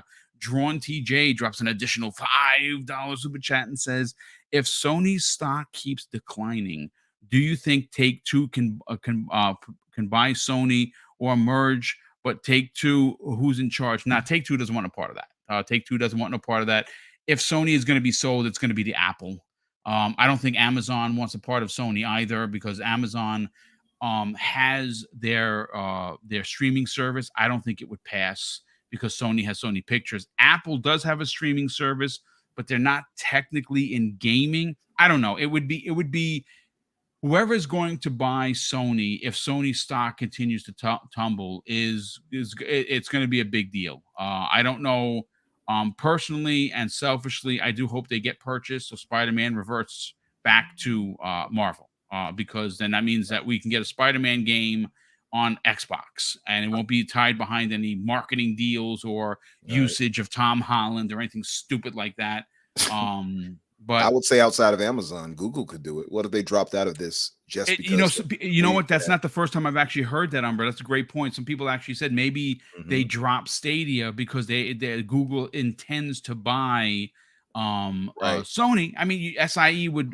It's definitely possible, but Gamer by Choice, who's been a member of the channel for 2 years, thank you for that, brother, drops a $5 super chat and says Sony seemed afraid Xbox will use ABK to crush them like Sony would have done if they would have had bought ABK. They are the cheater accusing others of it. Great point. Umbra, let's get your opinion on this. What are your thoughts on Colt Eastwood's tweet regarding the not a remaster in sight? Again, being very cheeky, but also being very truthful as to Sony seeming to have wanting to rest on their laurels, and even the gaming community, who usually defends them, is out there saying otherwise. Yeah, it's funny. It's like you said a second ago. You said that they were like, we want Microsoft to compete. We want Xbox to compete. And then when they started to compete, they were like, not like that. So it's funny, but it's a great turnaround. I think if you're an Xbox fan and you remember the things we've gone through from the Xbox One gen till now, at least, not even the 360, that was our golden age right there. But I think we're headed to a new golden age. And that list that Colt put out there, it just seems almost unreal to see the turnaround that Microsoft has had when it comes to that. And it's just a tweet that Pong shared. I don't know if you all saw it, but it's hilarious. And it's by a buddy of mine, K-Med on Twitter. And he says, can't wait for the sick 2024 PS5 lineup. I saw that. It's very scandalous. Read it out for everyone to hear. It's pretty funny. He says Horizon Zero Dawn remastered. We all know that's going to happen. So that's one. Uncharted Legacy of Thieves Part 2. God of War Part 1. Babylon's Fall, Refallen, Returned. Ratchet and Clank: A Rift Apart again. The Last of Us Part 2 remastered. Days Gone Part 1. Hilarious, but also so damn true. And I mean, already we've heard rumors about the Horizon Zero Dawn coming to PS5 being remastered. It's gotten to the point where it just feels like they kind of feel creatively bankrupt, and it's sad because they have so many legendary studios there that Sony doesn't have to do this, and they have so many legendary IP they're not even touching. I feel the same way when we talk about Rare and those IP. It's like, why in the world would you let that just sit there and go to waste? You have so many games. You have from outside of Ratchet and Clank, let's say, for instance, Jak and Daxter. What happened to that? Jak and Daxter was one of my all-time favorite IP.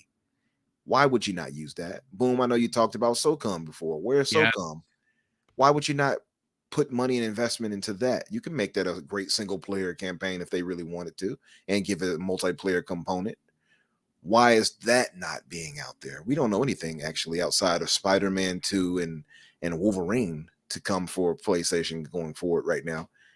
And, of course, the upcoming God of War, Ragnarok. So it's if you look at what they're offering and versus what Microsoft is offering, clearly the Xbox offers the prettier and more well-rounded vision. And that's the one thing I've loved about the turnaround from, the last gen. It's clearly a very concerted effort. And it seems like Sony kind of rested on their laurels. And I don't know if I would call it necessarily, them being greedy, because I worded it that way before. It is a bit of greed, but it's definitely lazy. It seems because they know what works for them. So we're just going to send this remaster out to them. And this is a thing I'll say. We can only blame Sony so much. These fans, our Hoove brothers, you all going to have to take some of this blame. You're going to have to take that L. You all gave us $70 games, and they can try to say, well, other people were doing it too. Nah, Sony did it first, brother. Sony opened up the door for that. Absolutely. Sony led that movement. Other studios and such and publishers followed. So my thing is, if the market leader is doing it, of course, other people are going to be like, yeah, well, hey, you think they're going to argue to not charge $70? No, they want to do that. So it's up to PlayStation fans. If we've been saying this for a while, a lot of Xbox guys have pointed out. We pointed out last time we talked about this. When Microsoft tried to raise the price of Xbox Live Gold, we gave it to them immediately, and they overturned it in 8 hours. Not even full 24 hours before that was overturned. Whenever they give us something that we don't like, or whenever things are not going the way we want them to, we complain. Sony fans, however, being loyalists, and I get why. Sony has delivered great games. I get it, but instead of them actually looking at what things that values for them, at least for a customer value, they look at it like we have to protect Sony and Jim Ryan's yacht. I don't understand it, and it makes no now. Is that Jamaican Jim Ryan? That's the Jamaican Jim Ryan. Oh yes, amen. But yeah, it's sad. King David, right? Yeah, it's sad right there that they would continuously make room for Sony to get over on them, and part of why Sony can only do this because they know their fans are going to support it. PlayStation fans, stop supporting this nonsense. Yeah. You all have to be tired of that too. I have a PlayStation 5. I don't want just remasters all the time. I've played these games. Give me something new. They have plenty of IPs. It's just silly not to at least bring back older IP that they're not even using at this point. It's sad. Yeah. It indeed it is. Actually, I responded to K-Med on there, and I said that is why that this is what PlayStation looks like they have committed to, and it's small-minded when considering the massive amount of legacy IP SIE has at their disposal, i.e. MotorStorm, Twisted Metal, SOCOM, Sly Cooper, and Jack and Daxter, just to name a few. Let's bring in Daniel, and then we'll get everyone out of here. Daniel, this is a conversation that is going to, I think, run rampant the next couple of days. And Sony has put themselves in the corner, so to speak. The fact that this has come out, that a game that's not even that just hit 5 years old is getting a remastered edition when there is a PlayStation 5 version that you had to pay for an upgrade, and they're going to legitimately try and charge you $70 for. And there is rumor that there's a multiplayer aspect, but the question is that multiplayer aspect being added? Is that a part of it? Is that something that is going to come out separately for an additional $70? Well, I couldn't tell you because, well, we don't really know. And at this point, we do know that there are 12 gas games in development, games as a service for Sony, some of which were broken down by Herman Holtz today, which, again, we will be talking about tomorrow evening on Primetime Gaming, exactly what Herman Holtz had to say. And, again, this was information that, well, diehards didn't want to hear, and that's why I think he's going to get a lot of smoke for it. But what are your thoughts on the remaster of Horizon, but more importantly, the fact that they continue to do this instead of attacking and releasing legacy IP? So I don't want to get too upset about it, right? Because right now, as far as I'm aware, it's just a rumor, right? We don't know 100% that this is a thing that's for sure going to happen. So I don't want to put every egg in this basket at the moment. the problem is that because of their sort of recent history with things like Last of Us Part 1 and even like the Spider-Man remaster, right, is that this is very believable. And I feel like that's sort of a problem where it's like I don't have a problem with them doing remasters, right? I think remasters certainly have a place in the games industry. And, I don't even necessarily begrudge them for doing this, right? Because it's that sort of thing where it's like, if you're stupid enough to spend $70 on a game that you probably already own, then that's on you, right? Like, I'm not your dad, and I don't share a bank account with you, so that's your problem, right? You're my dad. Like, oh no, like, it's just not my issue, right? My problem is that, like, why remaster this, right? Like, there's so many, like, because I've seen the argument that it's like, oh, this is taking up a slot from like the normal big games. And I don't necessarily think that's true, right? Like, we know that Spider-Man 2 is coming. We know that there's a lot of other things coming down the pipe. My problem is, like, if we had a slot set aside to do a remaster in the release schedule, why Horizon, right? Like, there are so many other things I would rather have seen remastered, right? Like, why are we not getting that Bloodborne remaster that everyone has wanted for years? That I want so bad, because it doesn't run well. Like, it doesn't even really run particularly well on the PS5. Like, it needs a remaster pretty bad. Or like, we're out here, like, they're out here, they're talking about, like, they can't compete with Call of Duty. They don't have any like big multiplayer things. Like, why are they not spending this time remastering something like SOCOM, or like doing a Resistance remastered collection, or just starting a full like remake trilogy? Because I think those ones are old enough that you should probably just completely remake them. It's baffling to me that we're doing remasters of games that are still very present in the zeitgeist. Like, there's still games that people are still playing those games for the first time, right? And it's so weird to me to like, and now here's this new version of it, when it's like, okay, but like, if you're wanting to build up your sort of IP library, you should be going back to the things that you've held on to for all this time and not done anything with. Okay, so they're making a Twisted Metal TV show, but there hasn't been a Twisted Metal game in what, like a decade? Like, do a remaster collection of those, right? Just to hype it up. Like, I'll be the first one. Maybe I'm part of the problem here, Daniel. I would gladly pay full boat for Twisted Metal Black. One of my favorites in the series. Yeah, it's, there's so many better options, I feel like, than Horizon. Because I know you can make the same argument for Horizon, right? Like, there's a TV show coming out for Horizon 2, and so like having that remaster come out could bolster it up. But like, we already have Forbidden Dawn, which just came out. So like, it's still very present in the conversation. And we'll probably have DLC for that by the time that the show comes out, or around the same time that the show comes out. So I don't know that we need this, especially since the show is not going to be about that time period. I don't know. It's just, I don't understand why specifically this game, and I don't understand why everyone is like defending it. Like, I understand people being okay with like, hey, we're doing remasters, like, don't worry about it, there's going to be these other games. But at the same time, it's like, but like, why this? Like, why now? You know what I mean? It feels like they just need a really easy thing to make that's going to bring some money in. Because I mean, we've all seen it on Twitter. There's all the people who are like, oh, I'll pay $90 for a game. I don't care. I don't care that I've already played it twice. Like, there are the people who will buy it and it will make money. And I think that's honestly part of the problem. Yeah, I mean, obviously, if their community is going to shell out the money, I know I saw a couple of quotes from people actually saying that, Daniel, I'll pay $80 for it because it's quality. Well, good on you for that. I just want to address a comment in here. David Jack, first of all, brother, welcome to the program. He says EA is charging $70 for Dead Space remake on Xbox, and here's the difference with that. First of all, that game released in 2008. So again, I'm not a mathematician by any stretch of the truth. We are coming up on the fact that that game is over a decade old at minimum, right?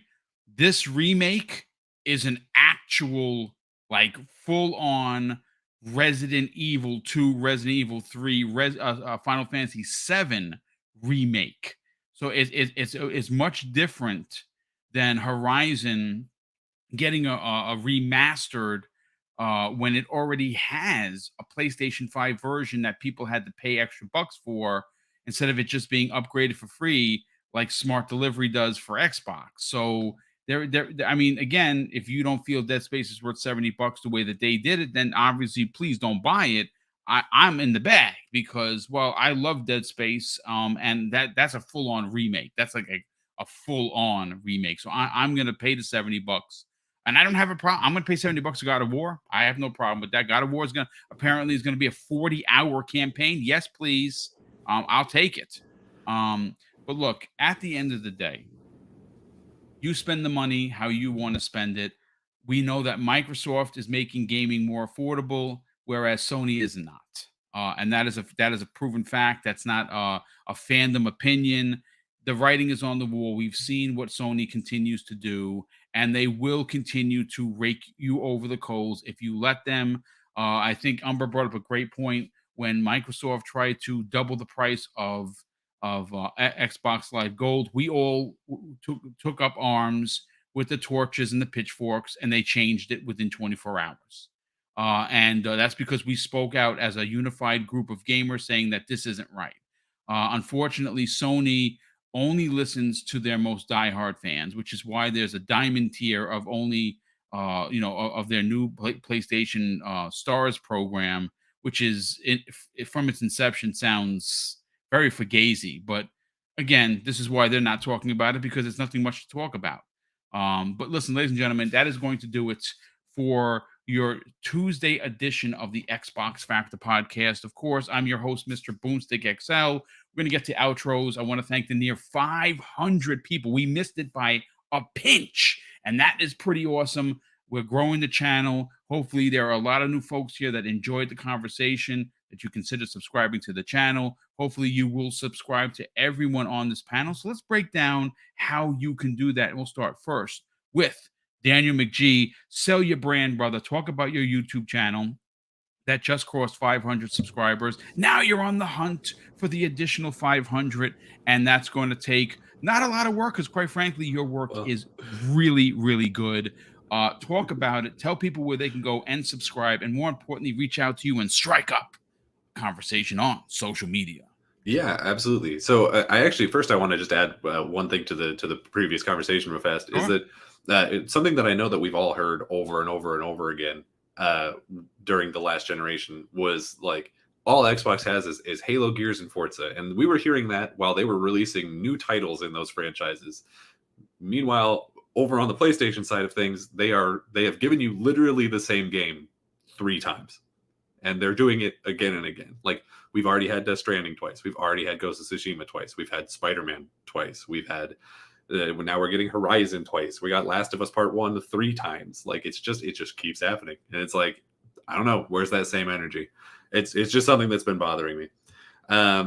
But you can find me on Twitter at Daniel J. McGee, or on YouTube at Daniel McGee. That's Daniel MCG. Like Boom said, we just crossed 500. We're on that climb to 1K. It's just, it's just double what I've done so far. So I'm sure it'll be super easy. But yeah, come on by. We're working on a lot of projects over there, and I know you'll find something you like. And you certainly will. He has both long content and short content. Me personally, I love listening to the long content, because as I'm cleaning or doing stuff around, or I'm on a long drive or whatever, I get a chance to sit back and enjoy it. And like I said, his last video about how Sony is literally killing themselves is well done, well thought out. A lot of great points. Definitely go check that out. Shout out to Bunty in the chat. He says, Boom, I'm trying to keep up with all of your shows with my busy schedule, but I gotta say it helps on my work days. Well, I'm happy to hear that, and thank you for the constant support with, of course, your listens and likes and shares. Definitely appreciate that. N64 Josh, or should I say TikTok Josh, why don't you sell your brand, brother? Talk about what you got going on. You got an announcement for your Nintendo coverage, and more importantly, where could people reach out to you on social media? So I'm N64 Josh everywhere, and I'm now full-time content creator. So that means the Nintendo Powercast is happening 7 days a week. There are new shows, sometimes 2 shows a day, depending on what's going on. So going very strong over there. I do have something in the works for content creators, so stay tuned for that if you're interested. It's not only going to be a course that's going to help creators, but it's going to be something that you can immediately help monetize your channel with. And so I'm very, very excited about this and the future. So connect with me on Twitter if you want some more details on that. And again, check out the Nintendo Powercast everywhere. I'm just about to hit the 4,000 mark on YouTube, youtube.com/n64josh. So it's been a long time coming. I've got over 2,000 videos on there, and Wow. yeah, I've been very busy. That's in 5 years, about 2,000 videos. So we're rocking and rolling. So loving creating content, loving hanging out with you guys. I really hope I can get Umbra to read me a bedtime story tonight in that with that accent, and that'll be amazing. Yeah, I go to sleep now. Everything will be all right in the morning. I love it. That's good stuff. I love how he lowers the voice. That's he turns it down to like 2 or 3. Just kind of tickles the eardrum a little bit. It's the whisper. It's the whisper. I love it. Close your eyes, Josh. Everything. Shout out to X Atticus. Drops a $2 super chat and says they're doing it to coincide with the TV show. Yeah, absolutely. I mean, it makes perfect sense, right? People are going to watch the show. Maybe they're not. Maybe they're new to PlayStation and they see that and that they are then inclined to buy the game. It does make sense, but the game's only 5 years old. I don't know, but so your brand Infinite Umbra, obviously you are part of an incredible Xbox podcast that happens Friday evenings with Jedi Peter and Doom Cutie, and of course Risk It for the Biscuit, as well as yourself. Talk about that. Where can people reach out to you on social media, and more importantly, what else you got going on? Boy, I want to thank you, Ben, for once again bringing me to this show. Danny, appreciate your takes, brother. Congratulations on 500. Josh. Thanks, Jim. Josh. Yeah, baby. Congratulations on 4,000, 5,000, 6,000. All the thousands. All of them. All of them. All the thousands. I love it. That's good stuff. That's good stuff. Congratulations, guys. And hey, I want to thank the chat. You all have been great. Thank you all for all the love and support that you all keep bringing through. And boom, man, you're a marathon man now, man. We got to give you love and credit for keeping up with this. Now with 5 shows a week, my brother, how are you going to ever play games? Oh, I find a way. I always find a way. Yeah, life finds a way. Absolutely, life finds a way. Yeah, but yeah. Thank you guys, for your great takes and everything like that. Of course, you can find me on Twitter under Umbra Infinite or Infinite Umbra. You will find me either way. And of course, on Fridays on Xbox Infinite, my podcast on Fridays at 8:00 Eastern. And the one that was stolen. Yeah, absolutely. Yeah, exactly. And of course, here on the Xbox Factor on Tuesdays at 12 Eastern, and keep coming by and supporting us. So I'm going to send Jim Ryan you guys' way, and you don't want him. Hi, you didn't want me. I don't think anybody wants Jim. To be honest with you, you hear this voice. It's the last thing you'll ever hear. A nice whisper. Well, listen, thank you so much for everyone being here. A big shout out to nearly 500 people here. Shout out to everyone that didn't get a chance to actually welcome in. Obviously, K Asante's there, Cami28, Libra X, UK Lad. Thank you so much for the incredible support. Ballatone, thank you for being here.